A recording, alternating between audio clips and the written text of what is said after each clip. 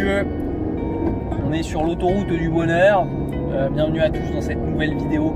On va parler warm-up drills. On part avec Paul le ballon, comme tu le sais.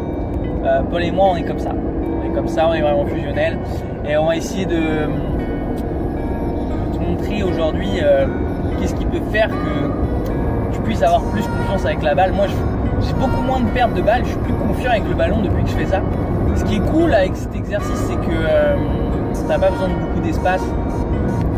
T'as pas besoin d'aller dans une salle, tu vois.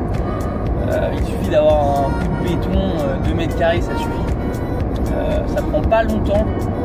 Tu le fais matin, soir, quand tu veux. Tu peux le faire 2-3 fois par jour. Au moins une fois par jour, c'est cool, tu vois. Je ressens vraiment, moi, ces effets-là depuis peut-être 2-3 mois. J'ai commencé à les ressentir au bout de 2 semaines d'entraînement. Et ouais. J'ai senti beaucoup plus en confiance avec la balle. Et dans mon dribble aussi, plus de confiance. Et on sent que, tu vois, j'ai les yeux du tigre. Quand maintenant j'ai la balle en main, j'ai les yeux du tigre. Tu vois. Je sais que je vais pas perdre le ballon, c'est ça qui est cool. Quand j'ai commencé le basket, je driblais comme un bébé. Et grâce à ces petits warm-up là, ça m'a permis de m'améliorer grandement. Bon, c'est pas ça qui va développer ton jeu puissance 1000, mais c'est là par où il faut commencer, je pense. Si tu vas avoir un peu plus confiance en toi sur le terrain. En fait, c'est ça, c'est dès que tu augmentes de niveau, tu augmentes de confiance. Et c'est con à dire, mais tu as moins de pertes de balles. Et puis tu as plus de toucher. Quand tu as plus de toucher, tu as plus de. T'es plus doux, quoi. T'es plus doux, tu fais des meilleurs choix. Tes partenaires, ils ont plus confiance en toi. Enfin bref, tout découle comme ça. C'est ce qu'on va essayer de te montrer dans cette vidéo. Ok les gars, donc c'est parti pour un petit échauffement avant l'exercice. On va commencer par s'échauffer les doigts, s'échauffer la palme des mains, puis se rééchauffer les doigts. C'est un échauffement très succinct qui dure quelques secondes, parce que en soi c'est déjà un échauffement l'exercice qu'on va réaliser.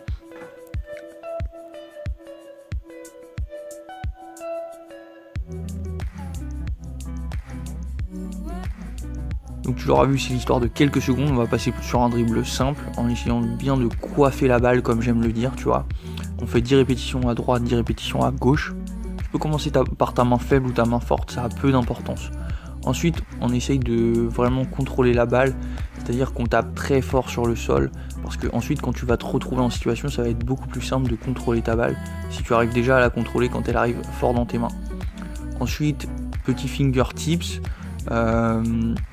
C'est dribbler comme un enfant en fait, tout simplement pour continuer à échauffer les doigts et pour avoir toutes les situations possibles en dribble. Donc tu vois, c'est un échauffement assez complet. Maintenant je passe entre les jambes, je fais 10 répétitions avec une variante après.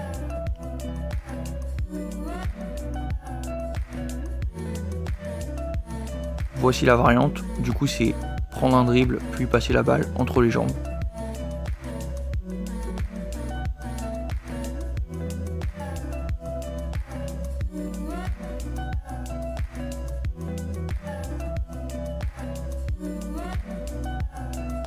Des mini-crosses.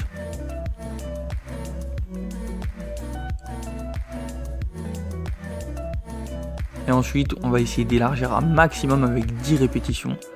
Toujours pour avoir un meilleur contrôle de balle quand on sera en situation. Ce sera beaucoup plus facile de faire un vrai crossover quand on a le ballon qui arrive au-dessus de l'épaule en fait.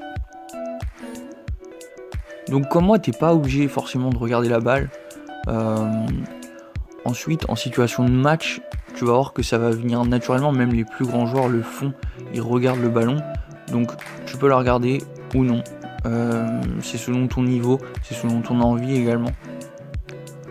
Ensuite, on passe sur un move assez flashy, on voit des joueurs comme Kyrie ou Chris Paul le faire, tu vois. C'est passer tout simplement la balle entre les jambes avec la même main, et on va faire ça de l'autre côté. On a fait l'intérieur, maintenant on fait l'extérieur. Ça permet juste de développer un meilleur contrôle de balle.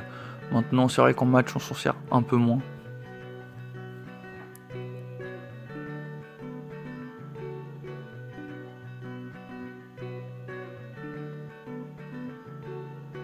Désormais, on rajoute le dribble entre les jambes, toujours, pour avoir un exercice le plus complet possible.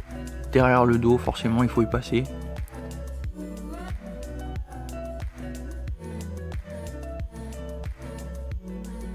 toujours ces fingertips. Ça va être un exercice un peu plus difficile. Ça s'appelle la figure 8, je sais pas si tu connais. Et ensuite on va essayer de changer de sens tout simplement. Là ton contrôle de balle il sera optimal si tu maîtrises très bien cet exercice.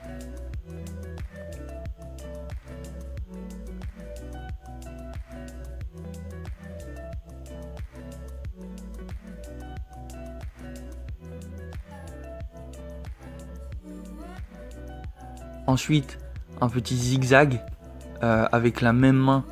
Et ben tu fais des allers et viens avec le ballon.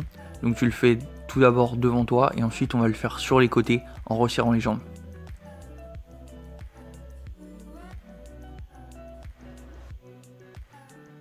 Donc là tu dois commencer déjà à être un peu cramé normalement. Voilà, sur le côté.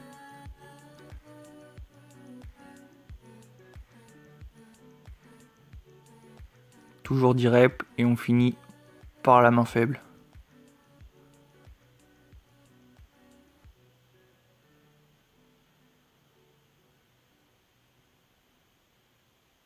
J'espère que cette vidéo t'aura plu. En ce qui nous concerne, on se retrouve demain pour une nouvelle vidéo. Tous les liens sont dans la description.